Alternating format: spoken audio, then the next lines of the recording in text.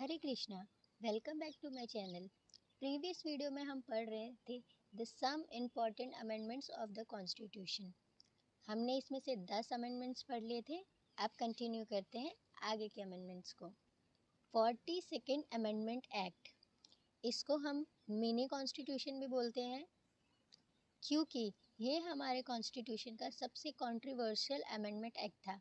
इसमें क्या क्या हुआ था, ये जब इंदिरा गांधी का रूल चल रहा था ड्यूरिंग इंटरनल इमरजेंसी, तो मैक्सिमम ऑपोजिशन जो थे वो जेल में थे। तो इनका मेन मोटो क्या था, जो सुप्रीम कोर्ट और हाई कोर्ट की पावर्स है वो पार्लियामेंट और पीएम ऑफिस को ट्रांसफ़र कर दी जाए। इसमें क्या क्या चेंजेस हुए थे, जो हमारे प्रियम्बल था उसमें 3 वर्ड ऐड किए थे, socialist, secular, integrity. Part 4A में फंडामेंटल ड्यूटीज़ को ऐड किया गया। 368 क्लॉज 4 में जुडिशियल रिव्यू को हटा दिया गया। Supreme court plus high court में रिट्स जुडिक्शन को स्ट्रिक्टली कटेल किया। कटेल मीन्स कम करना। लास्ट 31D को prohibition of the anti national activity, अगर कोई भी एंटी नेशनल एक्टिविटीज़ होती है तो पार्लियामेंट कोई भी लॉ पास कर सकता है, इवन वो फंडामेंटल राइट्स को भी वायलेट कर सकते हैं। इन्हीं सब अमेंडमेंट्स को हटाने के लिए 44th अमेंडमेंट एक्ट 1978 आया, जब इस टाइम इमरजेंसी भी ख़त्म हो चुकी थी। इनमें क्या मेजर चेंजेस आए देखते हैं। इसमें राइट टू प्रॉपर्टी को फंडामेंटल राइट से हटा के कॉन्स्टिट्यूशनल या फिर लीगल राइट बना दिया गया था। सुप्रीम कोर्ट और हाई कोर्ट के रिट जुडिक्शन रिस्टोर कर दिए गए थे। 352 आर्टिकल में इंटरनल डिस्टर्बेंस को हटाकर आर्म रिबिलियंस बना दिया था। और ये रूल बनाया गया, ये कहा गया कि इवन इन इमरजेंसी जो आर्टिकल 20 एंड 21 है उसमें कोई सस्पेंशन नहीं हो सकता। नेशनल इमरजेंसी को सिंपल मेजॉरिटी से नहीं, अब स्पेशल मेजॉरिटी से लगाया जाएगा।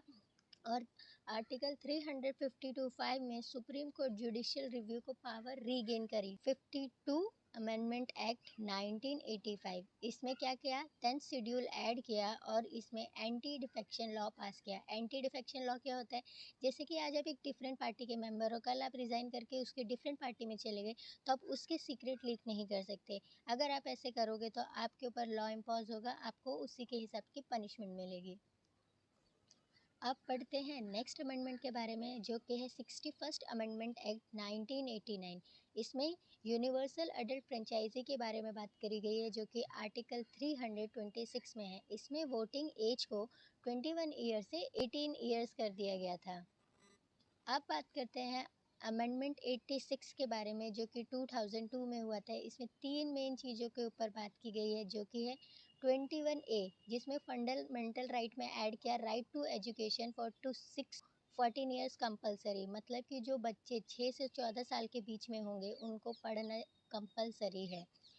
45 में आर्टिकल 45 में DPSP directive principle state policy में ऐड किया गया चाइल्डहुड केयर एंड एजुकेशन के बारे में, जो बच्चे 6 साल से कम के होंगे।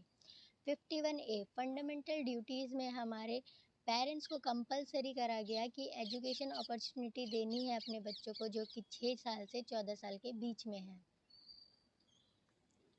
अब पढ़ते हैं अमेंडमेंट 24 1971 के बारे में। इसमें क्या करा गया, कंपलसरी करा गया जो प्रेसिडेंट के पास जो भी कॉन्स्टिट्यूशनल बिल जाएंगे उसे एक्सेप्ट करना। मींस प्रेसिडेंट को कंपलसरी है कि इन बिल्स को पास करना। ये हुआ क्यों, गोलकनाथ रूलिंग 1967 में रूल बना था कि पार्लियामेंट के पास पावर नहीं होगी कि वो कोई भी फंडामेंटल राइट्स को अमेंड कर सकते हैं। इसी को चैलेंज करते हुए हमारा 24th अमेंडमेंट एक्ट आया।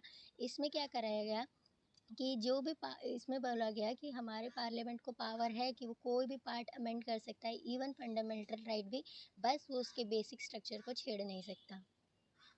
अब पढ़ते हैं 31st अमेंडमेंट एक्ट 1973 में, जिसमें बोला गया हमारी लोकसभा की सीट्स को इंक्रीज़ कर दिया 525 से 545, बट इसमें रिड्यूस किया गया representation of union territories in Lok Sabha from 25 to 20। अब पढ़ते हैं हमारा अमेंडमेंट 39 अमेंडमेंट 1975। इसमें क्या बोला गया, जितने भी हमारे president, vice president, PM and speaker होंगे, इन पे जुडिशियल रिव्यू नहीं होगा।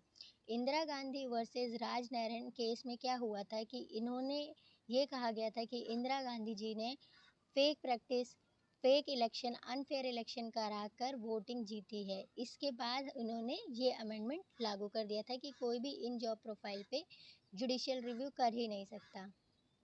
पढ़ते हैं हमारे 71st अमेंडमेंट 1992 के बारे में, जिसमें क्या हुआ था, कोंकणी, मणिपुरी, नेपाली इन तीनों लैंग्वेजेस को ऐड कर दिया गया था हमारे 8 शेड्यूल में। अब पढ़ते हैं 88th अमेंडमेंट एक्ट 203। इसमें क्या गया कि एक प्रोविज़न पास किया गया फॉर सर्विस टैक्स आर्टिकल 268 ए में। अब ये हट चुका है, अब सिर्फ और सिर्फ हमारा जीएसटी टैक्स लगता है।